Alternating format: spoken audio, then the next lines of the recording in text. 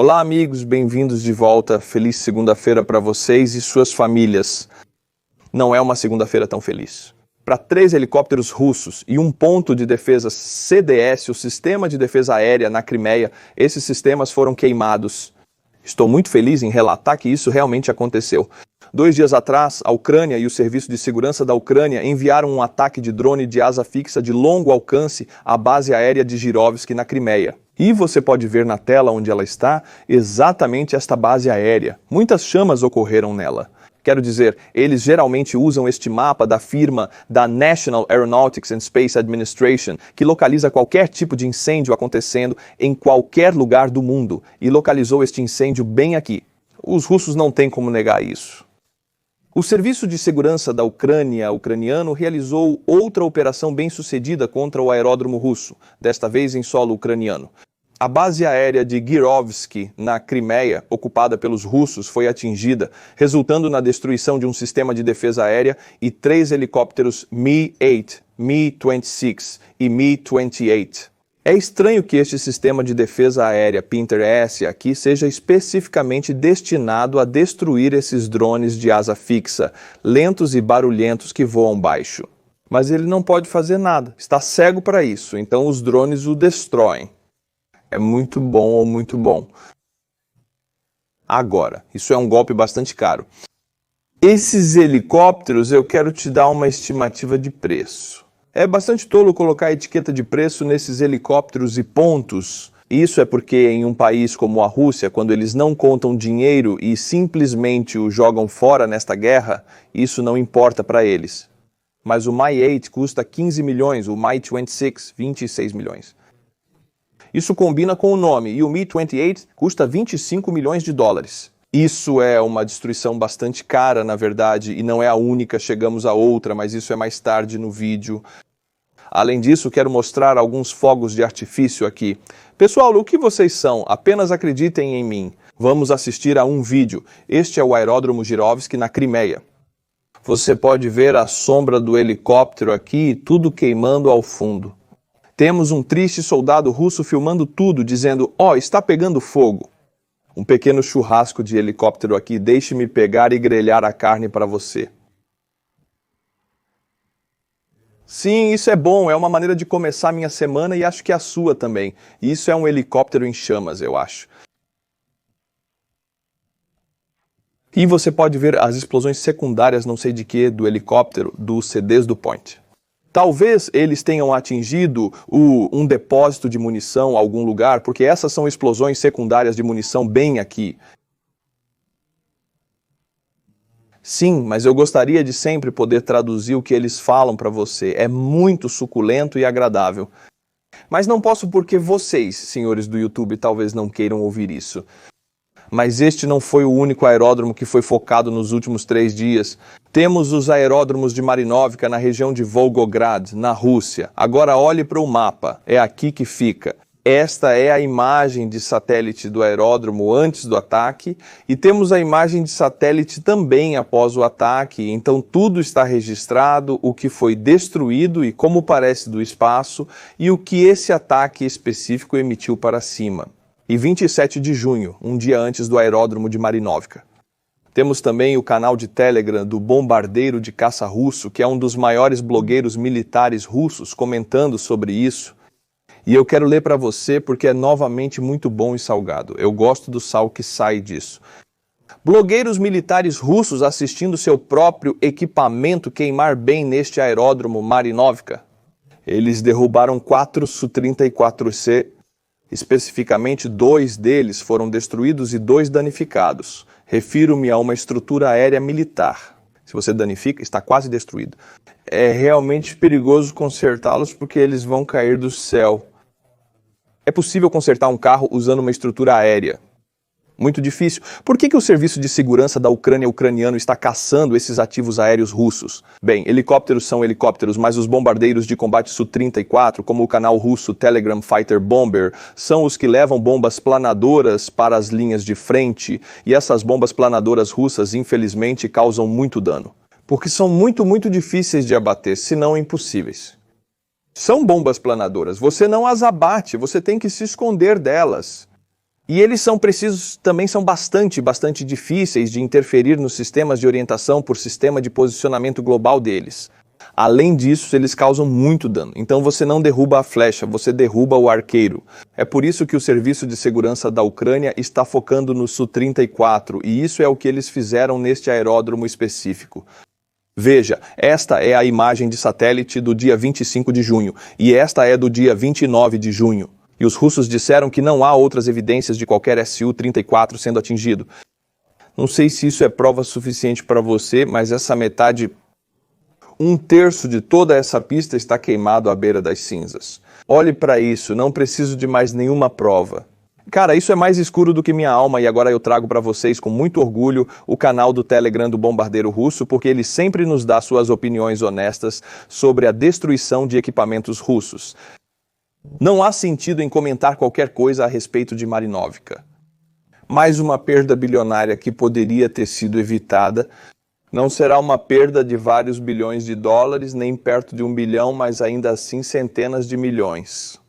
Mas, novamente, nunca. Não há sentido em colocar um preço nisso porque Putin realmente não se importa com o preço. O que importa é que eles não conseguem produzi-los rápido o suficiente. A Ucrânia está destruindo-os mais rápido do que eles podem produzi-los. E seria bom se apenas os Crestes respondessem. É tão estranho sempre porque os russos chamam os ucranianos de Crestes. Caso contrário, seguirá assim. Nisso concordo com ele. Tenho certeza de que responderemos a isso com uma enxurrada de telegramas irritados e decisivos.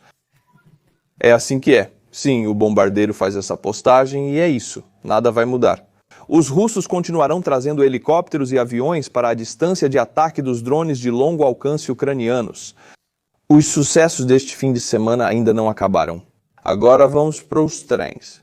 Os russos construíram uma nova linha ferroviária entre Tokmak e Mariupol no sul da Ucrânia ocupada, e essa linha é totalmente para fins militares.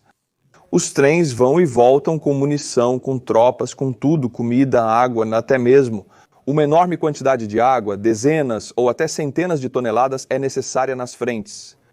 Está faltando trens para transportar munições, água e toda a logística pesada necessária. Então a Ucrânia finalmente começou a caçá-los.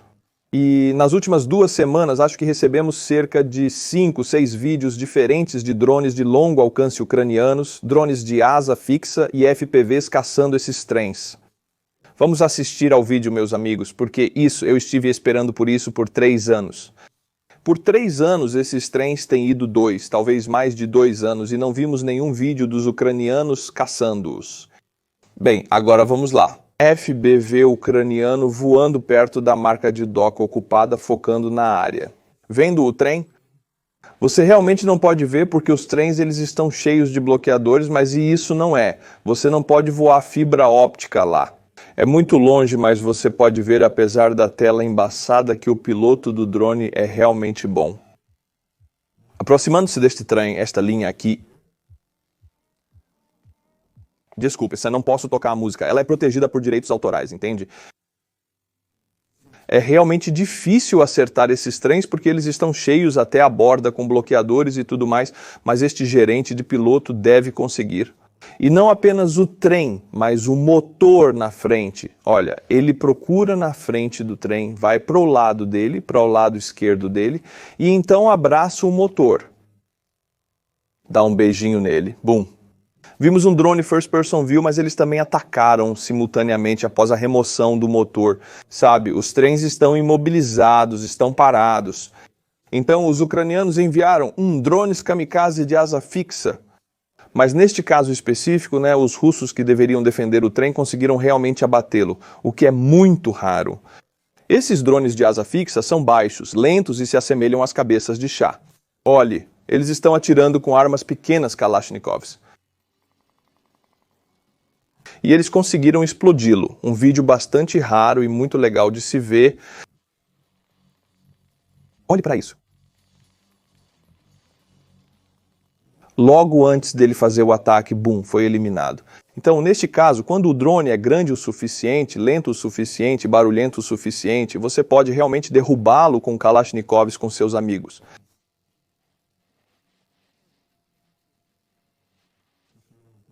O salão está progredindo. Mas estou feliz que os ucranianos estão atacando a logística russa, porque essa é a maneira mais rápida de impedi-los de avançar na frente, porque eles simplesmente não têm água, comida, munição. Tudo no exército russo funciona graças aos trens. Você ataca os trens, você para os movimentos da linha de frente. Agora, outro caso interessante aqui. O que eu não vi, mas estou esperando, como os ataques aos trens. São ucranianos usando prisioneiros de guerra russos para construir e danificar os danos de guerra causados pelos drones russos? Para construir as casas, novamente, para, você sabe, pintar a cerca, seja lá o que eles estão fazendo, para reparar os danos que os russos estão causando nas casas ucranianas, e neste caso vemos isso em Israel.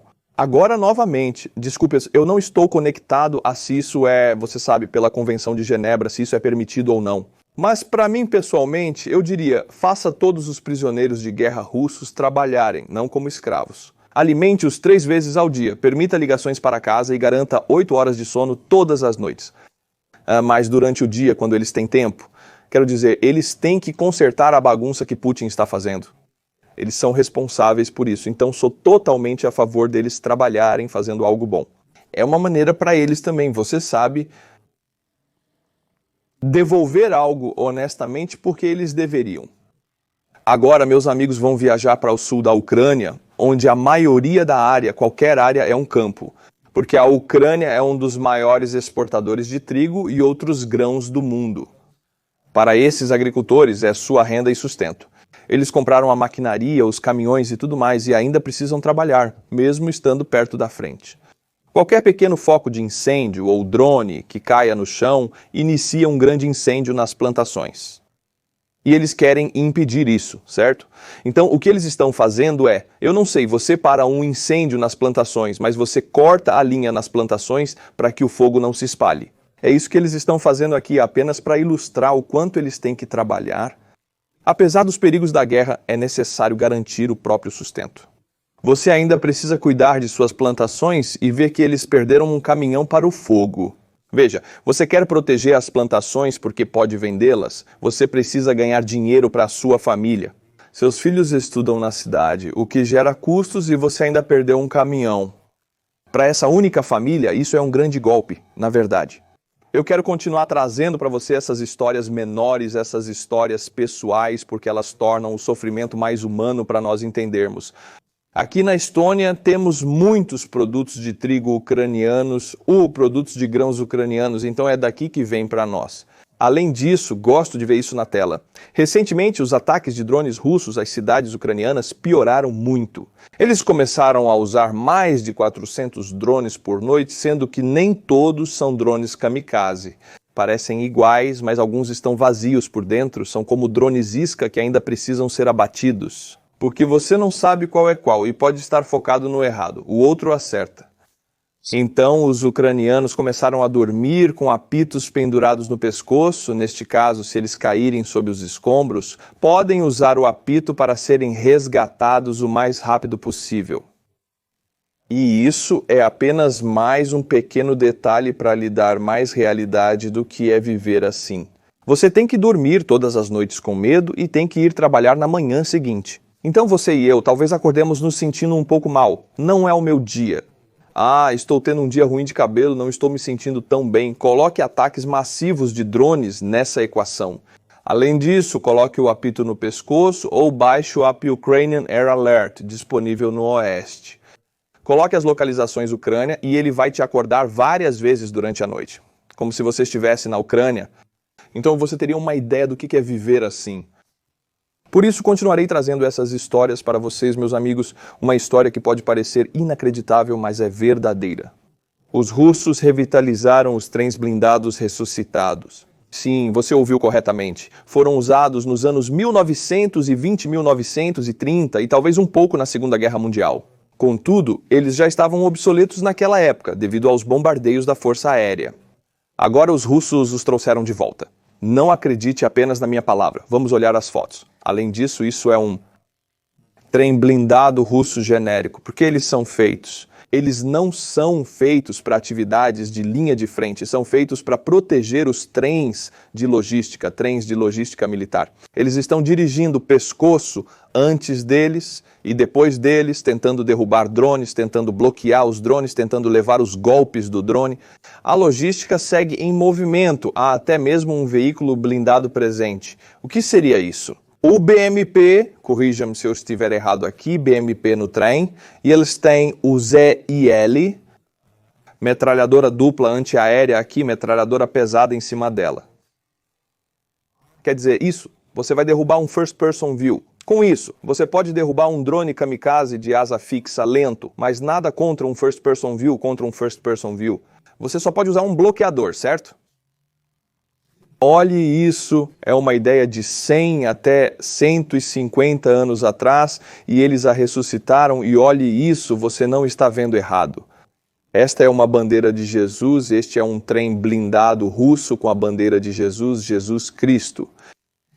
Droga, e você pode ver um vídeo dele também indo muito devagar. Mas é assim que eles parecem, grandes letras Z por todo lado. No geral, a principal capacidade desses trens são os bloqueadores que são destinados a interferir nos drones First Person View. Eles não são destinados à linha de frente, pois seriam destruídos de imediato. Mas é tão estranho ver esse tipo de ideia sendo usado por uma superpotência nuclear. Nenhuma outra superpotência nuclear no mundo, eu acho, tem trens blindados agora. Nenhuma outra nação, talvez a Coreia do Norte, talvez eles sejam os únicos. Meus amigos, tenho certeza que vocês ouviram falar sobre a carne na Rússia. Entre os chechenos, Kadyrovites, unidade Roskvard, Kadyrovites e unidades russas, polícia russa, por exemplo, polícia interna, polícia militar ou o exército russo. Eles não se gostam porque os Kadyrovites e chechenos têm um status especial na Rússia. Eles são meio que intocáveis, porque Putin deu a eles esse status ao dar esse status ao Kadyrov. E eles agem como tal. Isso ocorreu há 2 dias. A polícia russa em Belgorod é apenas uma polícia regular patrulhando as ruas, patrulhando as rodovias, medindo a velocidade dos carros que passam, parou as unidades chechenas. Eu vou assistir a um vídeo, tem um vídeo inteiro da câmera frontal dos policiais russos, e ele se atreveu a parar os chechenos. E pedir a carteira de motorista, me dê a carteira de motorista e o registro do veículo. Ele tem carteira de motorista? Não sei, ele não me mostrou. Como assim não mostrou? Dá para ver que eles, os chechenos, estão reunindo o dispositivo, pois estão usando isso. Chapéu típico usado pelos chechenos, assim como por outras nações, como Daguestã, mas especialmente pelos chechenos. E eles têm esse tipo de barba com o bigode raspado em cima do lábio, porque na herança muçulmana você não tem bigode em cima dos lábios. Geralmente é um visual muito checheno, você entende? E eles também têm um sotaque muito carregado. E eles agem como se as leis não se aplicassem a eles, o que não acontece porque até a polícia tem medo deles. Sabe-se exatamente quando isso acontece, conforme mostrado no vídeo. Um cara os para, eles discutem um pouco e de repente um veículo utilitário esportivo preta aparece. Como se isso acontecesse toda vez, alguns militares saem e um cara assim, todo de preto, eles estão todos musculosos. Geralmente eles usam muitos esteroides. E eles vêm e provocam você. Não posso mostrar o resto, vou acelerar. Mas eles simplesmente começam a atacá-lo e a bater no cara, a bater no policial assim apenas por 1 minuto inteiro. Eles fazem isso e você pode ver que ele está sangrando no final porque sua mão está ensanguentada. A questão é, ele estava fazendo seu trabalho na Rússia, sabe? Policiando as rodovias de Belgorod, medindo a velocidade. E ele simplesmente parou o grupo errado. Ele parou os chechenos e este vídeo foi divulgado. Muitos russos oficiais, pessoal militar, eles realmente explodiram, estavam realmente irritados e eles se manifestaram. Abdi Alaudinov, que é o chefe dos Kadyrovites em, você sabe, zona de operação militar especial, como eles chamam na Rússia. Ele deveria ser responsável por isso. E Alaudinov, claro, disse que não era problema dele. Ele apareceu com este vídeo. Não é meu problema porque não era meu cara, era de alguma outra unidade. O que realmente importa é o que é importante. O que você pode ver no vídeo de explicação dele é: espere por isso, um momento, um momento. Bum! Ele levanta o braço e você pode ver o relógio por um momento, agora. Em um exército regular, isso seria chamado de general ou chefe de gabinete. De certa forma, um líder de uma força militar, neste caso, Força Militar Privada de Kadyrov. Olhe para esse relógio, né? As pessoas imediatamente descobriram que tipo de relógio é esse. Me perdoe minha tradução massacrada. Badolete Observatory 1872 vale 270 mil euros. Então ser um comandante de armado certamente compensa. Este é o tipo de relógio que o cara usa em uma zona de guerra e apenas para ilustrar o quão ricos esses caras são. Quero dizer, todo esse dinheiro vem do Kremlin, o Kremlin paga a Kadyrov para continuar ordenando a Chechênia. Porque se não houver Kadyrov, não haverá um líder forte de cima para baixo lá. Vai haver tensões étnicas por toda a Rússia, vai haver ataques loucos em Moscou, metrôs em diferentes cidades, metrôs. Isso foi nos anos 90, todos tinham medo dos chechenos. Agora eles estão recebendo grandes quantias de dinheiro, eles podem comprar relógios como esse porque Putin quer estabilidade nessa área. Então, para ilustrar ainda mais esse ponto, temos Adam Kadyrov, o filho de Ramzan Kadyrov, o líder da Chechênia. Neste momento, a saúde de Ramzan está realmente ruim. Estamos falando muito, muito ruim. Estamos falando de 1 a 2 anos de distância da morte. Ele tem insuficiência renal, está realmente mal. Então Adam se casou há alguns dias, muito apressadamente. O que isso sinaliza para nós é que Adam será o próximo líder da Chechênia, porque na Chechênia você não pode liderar esta área. Solteiro, ele tem apenas 17 anos. Na Rússia, tanto a idade legal para casamento quanto para dirigir é 18 anos. Mas isso não impediu Adam Kadura de estar casado agora mesmo, dirigindo ilegalmente seu G-Wagon verde e atirando com sua... Que tipo de pistola é essa para o céu? Como eles fazem no Cáucaso? E fazendo tudo isso enquanto usa este relógio novamente, voltando para o Kadyrova, são os chechenos com os relógios. Este relógio não é de 270 mil, é um Ashoka de 27 milhões e 700 mil dólares. E este cara tem 17 anos agora. Os 27 milhões na Chechênia, uma área muito pobre, são levados pela família Kadyrov. Só este relógio poderia construir cerca de 15 escolas e jardins de infância, apenas este relógio, e todos estão usando relógios assim no topo da liderança no círculo íntimo de Kadyrov. Então é por isso que os russos não gostam dos chechenos, e as tensões étnicas estão fervendo insanamente sob a superfície.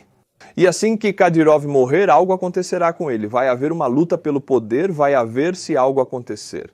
Na Rússia, geralmente vem da Chechênia. Eu sinto que você tem uma história massiva de algo assim. Você não vê isso nas notícias mainstream, mas a Chechênia é uma bomba relógio. Na Rússia, Taguestão também, mas um pouco menos. Os chechenos são os que se sentem acima da lei e os russos não gostam disso, o pessoal do exército russo não gosta disso, e eles estão. Isso está apenas esperando para acontecer, esperando para acontecer. Bem, amigos, vamos finalmente analisar o mapa militar para mantê-los informados. Com a ofensiva de verão da Rússia, a ofensiva de verão de 2025, na qual eles reuniram 50 mil tropas para isso, eles começaram há cerca de um mês em Sumy, norte da Ucrânia, centro-norte da Ucrânia. Veja todas essas unidades. Quero te mostrar o tipo de unidades que os russos estão usando nesta ofensiva. 56 assaltos aéreos, 137º Guarda, Regimento Aerotransportado, 51º Guardas, Regimento Aerotransportado, 83º Guardas Separados, Brigada de Assalto Aéreo. Isso é importante. 170º Regimento Separado de Fuzileiros Navais contra Forças Semi-Especiais. Brigada de Infantaria Naval, eles devem ser especiais. Hoje em dia eles são apenas infantaria, 104º Regimento de Assalto Aerotransportado. Então, todos esses regimentos, brigadas, eles são aerotransportados ou infantaria naval, né? O que significa que eles são a melhor infantaria russa que a Rússia tem a oferecer. Eles deveriam ser forças semi-elite, mas agora todos estão sendo usados da mesma maneira que carne. Como forças de assalto no chão, a questão é ar. Forças de assalto por todo o fronte foram levadas para Sumy Oblast para participar desta ofensiva de verão russa de 2025 que foi interrompida pelos ucranianos e agora, muito lentamente, os ucranianos estão revidando. Eu quero ir 21 de junho, vamos em frente. Como você pode ver, os ucranianos libertaram Andrivka e agora temos casos, ainda não neste mapa, que os ucranianos já assumiram posições. Do sul de Aleksivka, bem aqui, eles estão indo para Aleksivka. E depois disso é Nova Mikhailivka e Volodomirivka, esses nomes dessas aldeias, é um trava-línguas. Porém, os ucranianos estão lentamente os expulsando. Esta é a ofensiva de verão russa e a área que conseguimos. Eles têm as melhores forças, equipamentos, drones, tudo do melhor. Eles conseguiram tomar cerca de 50 a 100 quilômetros quadrados de terra ucraniana. Os ucranianos estão lentamente empurrando-os de volta. A iniciativa agora está com os ucranianos, os russos estão agora reagindo. Esta ofensiva falhou e acabou. É apenas uma questão de tempo até os ucranianos os expulsarem. O que é isso? Por que isso é importante? Se ampliarmos para o todo, área da guerra, você nem consegue ver o quão pequena é a área. Os russos conseguiram tomar com esta ofensiva de verão, o que lhe dá uma perspectiva de que os russos estão ganhando é uma afirmação completamente falsa. Eles definitivamente não estão ganhando. As linhas de frente estagnaram, elas estão estagnando muito lentamente. Em algumas áreas, os ucranianos avançam lentamente, enquanto em outras os russos progridem. Mas se você olhar para as porcentagens, então os russos estão ocupando a terra ucraniana. As porcentagens não mudaram nada, nem mesmo 1% no último ano ou dois, quase uma mudança de 1 a 2%. É tão mínimo, eles nem podem falar sobre qualquer movimento nas linhas de frente. Então isso é importante para te dar uma perspectiva de onde a guerra realmente está agora. Esta é essa pequena área. Aqui está o que os russos conseguiram fazer com 50 mil tropas de suas melhores forças em toda a Ucrânia. Isso demonstra as atuais capacidades. Porque esta será a minha última atualização ucraniana por um mês. Vou descansar por um mês em julho para aproveitar o verão na Estônia. Estarei de volta para vocês com as atualizações ucranianas no 1º de agosto. Lembrem-se disso e marquem em suas agendas porque será o meu retorno no 1º de agosto. Mas você receberá os ensaios em vídeo se for um membro do canal de qualquer maneira em julho, mas amanhã também estarei de volta. Por favor, Slava Ucrânia e tchau, tchau.